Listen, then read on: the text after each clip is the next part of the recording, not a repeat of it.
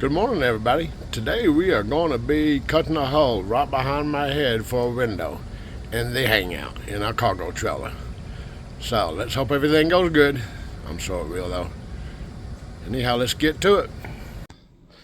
Okay, so there's our window that we're going to put right over here on the same side as the door.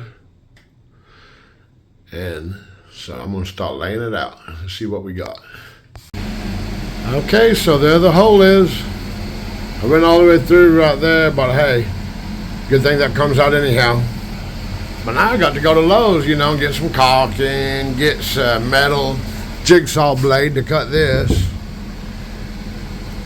and cut the exterior.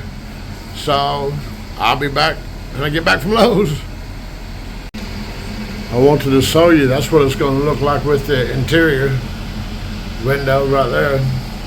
Pretty good, pretty snazzy. I like it. Well, we got the hole cut to the outside.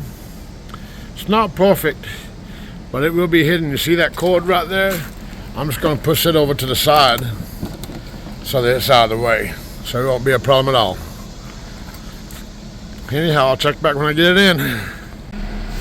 Okay, so there's the window in. Looks pretty good if I don't say so myself. Alright, so right here, then you got a screen. You gotta like pull them apart, there's a magnet on it. And then you can open it.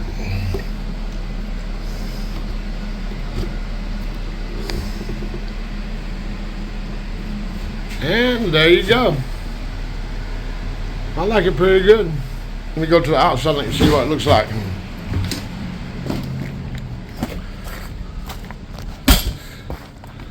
Right there's what it looks like. Overall, I'm pleased with it.